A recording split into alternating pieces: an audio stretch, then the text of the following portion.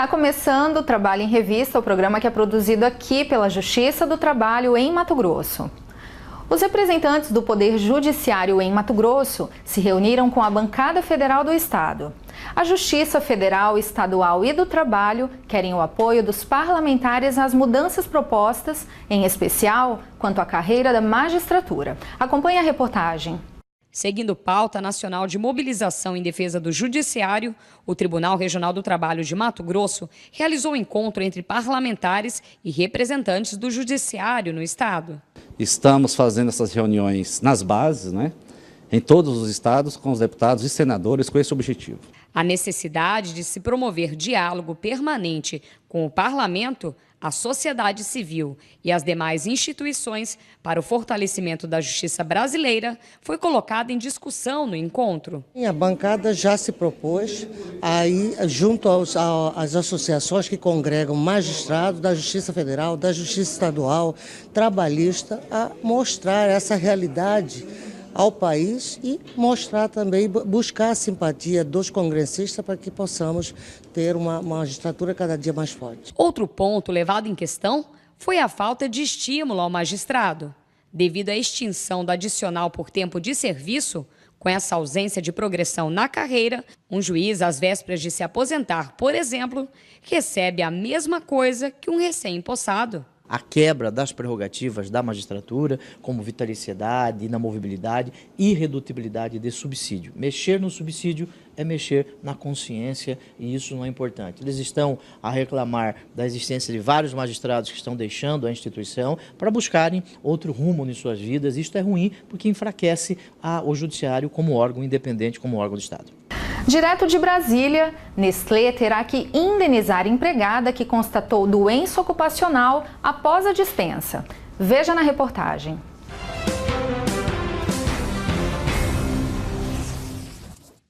Hoje em dia, o Wagner teve que se adaptar ao problema de saúde por conta da posição errada na hora de trabalhar. Está relacionado aos ombros caídos e a barriga também é evoluída para frente, Ou seja, como se, devido à minha altura também, como se eu viesse descansando.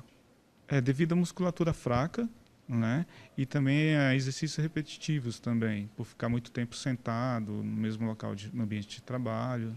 E a consequência disso, com o passar do tempo, o funcionário exemplar precisou reservar um horário na agenda para a ginástica laboral e também as sessões de fisioterapia. Então eu estou procurando estar fazendo realmente para estar fortalecendo a musculatura do abdômen, das costas e também tratando o próprio ombro. Devido a essas atividades que a gente faz, os próprios exercícios como alongamentos e fortalecimento da musculatura, que segura a minha própria coluna, tem mudado bastante. O médico explica, por causa da falta de pausa e cuidados, muitos trabalhadores ficam com a coluna prejudicada e até mesmo podem ter inflamações nos tendões. As lesões por esforços repetitivos, elas podem não estar só relacionadas ao trabalho. Quem digita muito em casa, quem fica muitas horas no computador, pode ter um transtorno por esforços repetitivos sem configurar uma questão trabalhista. A recomendação é procurar um médico o mais rápido possível, assim que sentir os primeiros sintomas. A maioria consegue recuperar, até relativamente rápido, mas isso depende muito do tempo que ela demora para procurar atendimento e tomar as medidas necessárias preventivas. Independente dessa atitude do trabalhador, ele é amparado por lei caso precise se afastar do emprego por mais de 15 dias. Se o INSS constatar que ele desenvolveu uma doença por conta da função desempenhada, o trabalhador tem direito a uma estabilidade de 1 ano na empresa depois que ele voltar a trabalhar. E no período que estiver longe do emprego, tem direito ao auxílio-doença acidentário. Mas se a doença for constatada depois que o trabalhador saiu da empresa, o que diz a lei? A súmula 378 aqui do TST garante a ele o direito de receber o pagamento equivalente ao período de 12 meses que ficaria afastado. Por conta disso, uma ex-funcionária da Nestlé, que teve inflamação nos tendões por conta do serviço, vai receber essa indenização substitutiva. O caso foi julgado pela 4ª turma. A relatora é a ministra Maria de Assis Calcin. O entendimento dela foi diferente do regional, que tinha negado o pedido ao trabalhador. O Tribunal Regional do Trabalho ele foi mais objetivo na súmula no seu inciso 1º. Ele queria que o trabalhador atendesse requisito objetivo de receber auxílio-doença ou auxílio-acidente.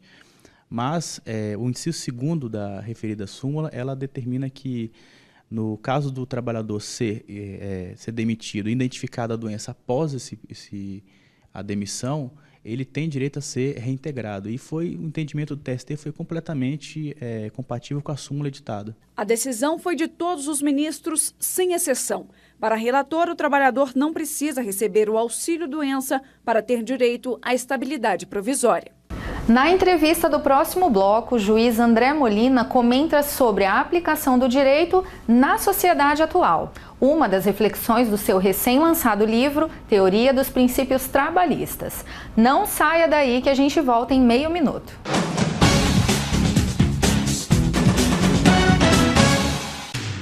Reafirmando seu compromisso com a transparência e a cidadania, o TRT Mato Grossense disponibiliza em seus sites os mais variados tipos de informações e serviços. Além, é claro, das notícias do Judiciário Trabalhista em nosso estado, atualizadas diariamente.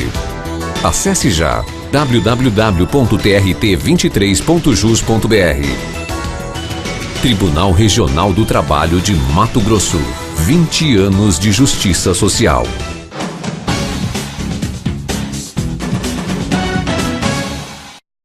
Estamos de volta com o Trabalho em Revista. A sociedade mudou, trazendo como reflexos mudanças nas relações de trabalho. E a interpretação e aplicação do direito trabalhista está adequada aos novos tempos? O questionamento está na base do livro Teoria dos Princípios Trabalhistas, de autoria do juiz André Molina, nosso entrevistado de hoje. Doutor André, obrigada pela sua presença aqui. Doutor, e afinal, o direito do trabalho atende a essa mudança na sociedade? Aline, primeiramente eu agradeço o honroso convite para estar aqui conversando com você e poder explicar um pouquinho a respeito do meu livro, dessa pesquisa desses últimos anos. Aline, veja só, essa questão nós temos que explicar em 2 pontos. Primeiro, a legislação trabalhista está adequada aos novos tempos? Eu responderia que não. Porque as relações de trabalho mudaram, as relações de trabalho se diversificaram e a CLT, que foi pensada na década de 40, não mais atende às relações múltiplas de trabalho atual. Então, precisaríamos de uma reforma na legislação. Mas o papel do livro não é esse, de sugerir reformas na legislação. O papel do livro é o de sugerir reformas no intérprete do direito do trabalho.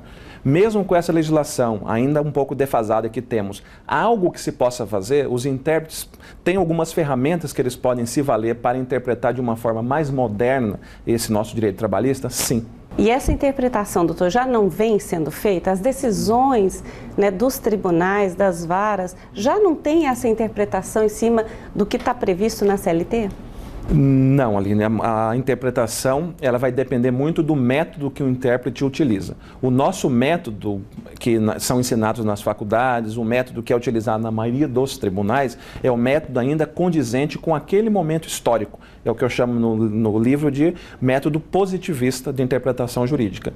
E com essa nova virada pós-moderna, com a nova Constituição de 1988, este método positivista, é o que eu defendo, não está mais adequado. Nós precisaríamos buscar esse novo método que eu intitulo de pós-positivista.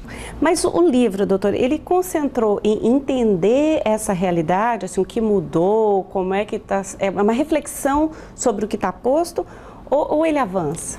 Sim, o livro eu dividi ele em algumas partes. Primeiro, para fazer essa constatação do que eu disse, que a legislação trabalhista foi consolidada para um determinado momento histórico. E para aquele momento histórico ela prestou relevantes serviços. Então nós precisaríamos, além de evoluir a legislação trabalhista, evoluir a interpretação do direito do trabalho. E essa interpretação, essa proposição que eu fiz é uma proposição meramente teórica? Também respondo que não. O nosso Supremo Tribunal Federal, muito recentemente, ele tem decidido, em nível de direito constitucional e verdade, pela aplicação desse método pós-positivista, pela força normativa dos princípios, pela incidência dos direitos de cidadania previstos na Constituição nas relações de trabalho. Só que essa sinalização do nosso Supremo Tribunal Federal, como é muito recente, ela ainda não foi absorvida pelos tribunais trabalhistas, principalmente também o TST. Doutor, mas o senhor disse que não é uma teoria abstrata, mas que há a possibilidade, como o Supremo fez, de aplicá-la na prática. Que exemplos poderiam assim, ocorrer no dia a dia do trabalhador? Sim, os exemplos são milhares conforme interpretemos os direitos de cidadania da nossa Constituição. Um exemplo muito simples que o Supremo já sinalizou nesse sentido seria do direito de contraditório e ampla defesa nas relações privadas. Como assim? O empregado que às vezes é acusado de uma justa causa, às vezes é imputado para ele um crime, o empregador o dispensa sem sequer ouvir a sua versão, sem sequer ouvir a sua possibilidade de contraditar os fatos. E o Supremo já respondeu que sim, que nessas relações privadas também o direito de ampla defesa, o direito de contraditório também tem que ser aplicado. O que significa isso? Significaria a aplicação prática dessa teoria, a nulidade de uma dispensa por justa causa onde não se deu ao trabalhador o direito de defesa, o direito ao contraditório. Mas isso já não acontece, doutor, quando o trabalhador, nesse caso, sendo demitido por justa causa, acusado de alguma coisa, quando ele recorre à Justiça do Trabalho, ele não consegue reverter isso? Não, são duas situações diversas. Ele consegue reverter a dispensa quando ele prova no processo trabalhista que não cometeu aquele crime que foi a ele imputado. A nossa teoria vai além. A nossa teoria declara como nula essa dispensa pelo simples fato dele não ter sido ouvido, ainda que, em tese, possa até ter cometido algum ato faltoso, mas o simples fato dele não ter sido ouvido, isso já gera nulidade. E repito, o Supremo Tribunal Federal já sinalizou nesse sentido, mas me parece ainda que os autores, que os tribunais trabalhistas ainda não se aperceberam dessa nova possibilidade. Então, doutor, os direitos dos trabalhadores, dos trabalhistas, não estaria só na CLT? Não, Aline, essa pergunta foi muito inteligente porque é o núcleo específico da minha proposição no livro.